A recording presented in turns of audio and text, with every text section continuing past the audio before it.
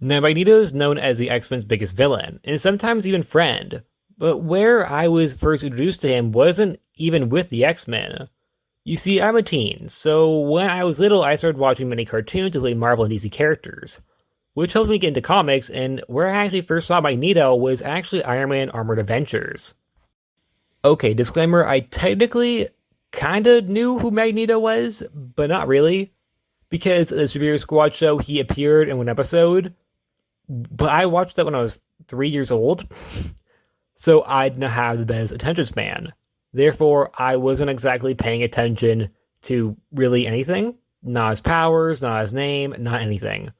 So while yes, that was technically my first introduction to the character, I wasn't paying attention at all to even notice anything about it. Magneto appeared in Season 2, Episode 17 of Iron Man Armored Adventures, where he would appear in a way that, when I was 4 or 5, when I saw the episode, scared the hell out of me. He was more or less a mysterious character, more of having his face in the shadows. Also having a very much echoey voice. He was trying to get Jean Grey in this episode due to the fact that this whole episode was about mutants, and it was the first introduction to mutants in this continuity. This episode really scared me when I was little. I don't know why. I actually know why. But I don't know the reason why that was the reason. You see, Magneto to me in this episode was genuinely scary. I thought he was terrifying when I was little. Yet again, like I said, I was 4 or 5, so you can't really blame me. But he really does come across very menacing in this very, very short role in an episode, because he doesn't really have that big of a role in the episode himself. Well, yes, he is the main villain. He doesn't really do much except for the end.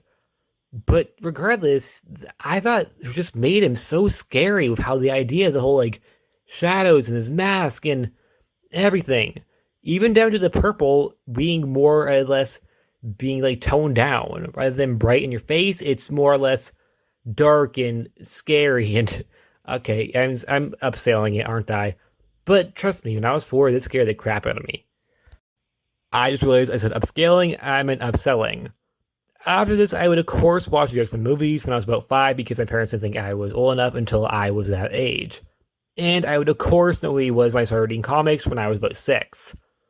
So Magneto, in my opinion, is a great villain and a character who I think is good when he's a villain, good when he's a hero, good when he's an anti-hero. He's just, in my opinion, a great character all around, and I love seeing the character in the comics. And this is how I met him. And that was in the most terrifying way, because he really did give me nightmares in this episode. I found him genuinely scary, and he did make me kind of nervous when I was watching the episode, because I kept on expecting a jump scare to come any second. Which, yes, does sound stupid in hindsight.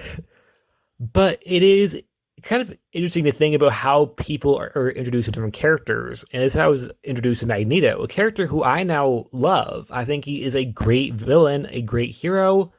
I just really like the character. But when I was first introduced to the character, I found him terrifying, because I was a 4-year-old watching a show that was intended for kids but had a villain that I thought was just scary to me. And that's it. Like always, please like, subscribe, and see you guys next time. Why did I make this video? Good question. I don't actually know. I just really wanted to talk about it. So I did. Anyways, see ya.